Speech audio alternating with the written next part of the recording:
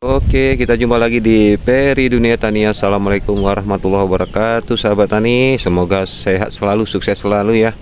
Nah, di hari ini sudah masuki masa panen di tempat kita, sahabat tani.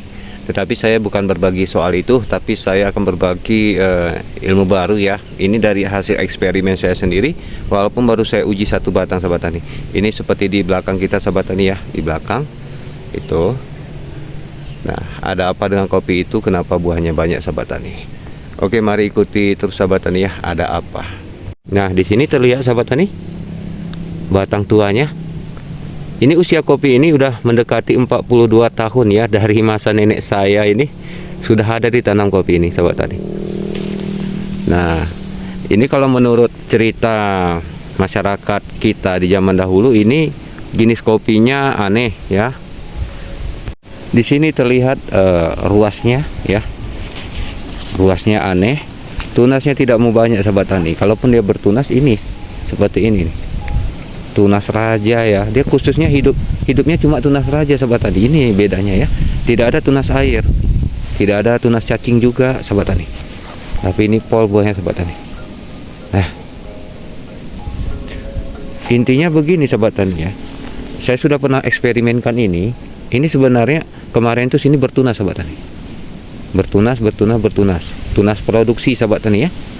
Tapi setelah saya perhatiin malah nggak keluar buah di saat itu, sahabat tani. Jadi saya coba ambil tunasnya 1, 2, 3, 4 yang tumbuh-tumbuh di kanan kiri ini ya, sahabat tani. Ternyata keluar buah, sahabat tani. Nah, ini lagi, sahabat tani. Merata.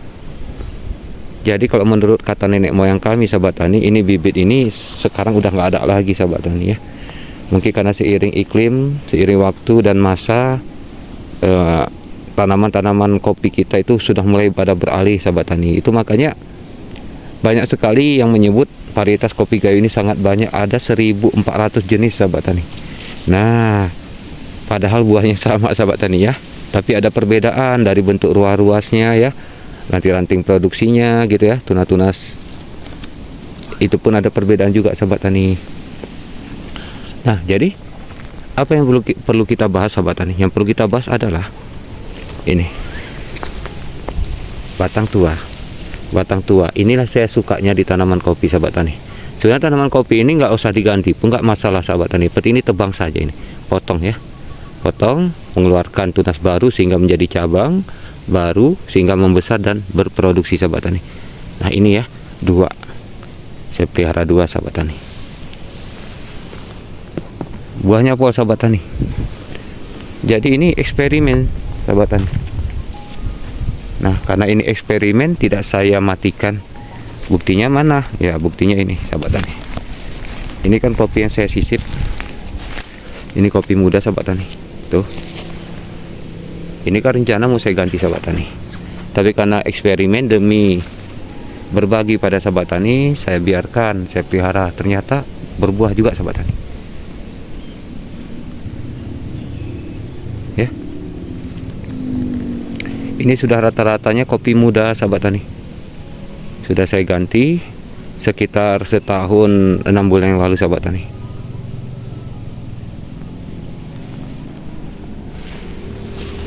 Ini varietas kopi Ateng janda, sahabat tani.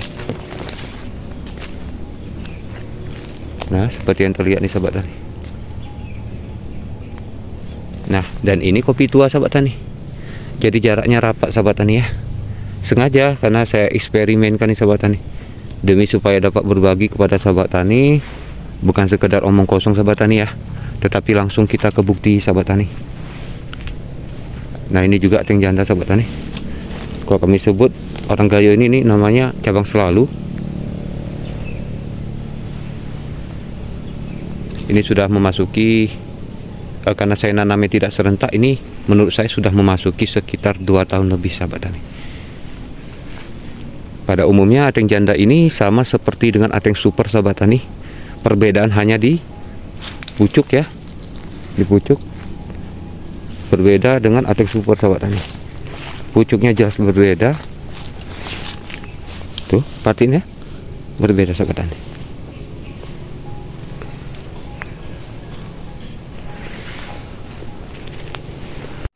Jadi kembali kepada cerita kita tentang pembelahan batang ini sehingga menghasilkan tunas baru atau batang baru, sahabat tani. Ini sudah tidak diragukan lagi, sahabat tani. Jadi tanaman kopi ini meskipun usianya sudah puluhan tahun, dia tidak akan masalah, sahabat tani ya. Tetap masih mau berbuah, bisa remaja lagi dan berbuah lagi, sahabat tani. Seperti yang kita lihat ini, sahabat tani. Yang terpenting, sahabat tani, jagalah unsur hara dan kesuburan pada tanahnya, sahabat tani ya. Pemupukan juga pastinya, sahabat tani ya. Tapi ya uniknya di tanaman kopi ini, meski nggak dipupuk pun tetap dia berbuah, sahabat tani, tapi tidak maksimal, tidak sebanyak yang kita harapkan. Yang namanya kita petani kopi pasti mengharapkan yang buahnya banyak dan melimpah, sahabat tani. Semoga ini bisa menjadi motivasi dan membantu sahabat tani semua yang kemungkinan di kebunnya ada tanaman kopi yang sudah tua, sudah berumur 30-40 tahun. Tenang saja, sahabat tani, masih bisa diremajakan seperti cara yang saya buat ini, sahabat tani ya. Setahu saya kopi robusta juga bisa seperti ini, sahabat tani, apalagi arabica, sahabat tani ya. Jadi jangan ragu lagi, asik kok bertani kopi, sahabat tani, jangan takut, lebih asik dan lebih enak, sahabat tani. Oke, sahabat tani, sekian dulu, tidak ada banyak cerita kali ini ya. Dan karena pun di saat ini cuaca tidak menentu, sahabat tani, 5 menit sekali hujan, sahabat tani. Jadi kita punya peluang untuk berbagi ini hanya singkat, sahabat tani. Oke, semoga cuaca depan lebih baik ya, jadi kita bisa berbuat kita berbagi lebih panjang durasi. Oke, assalamualaikum warahmatullahi wabarakatuh.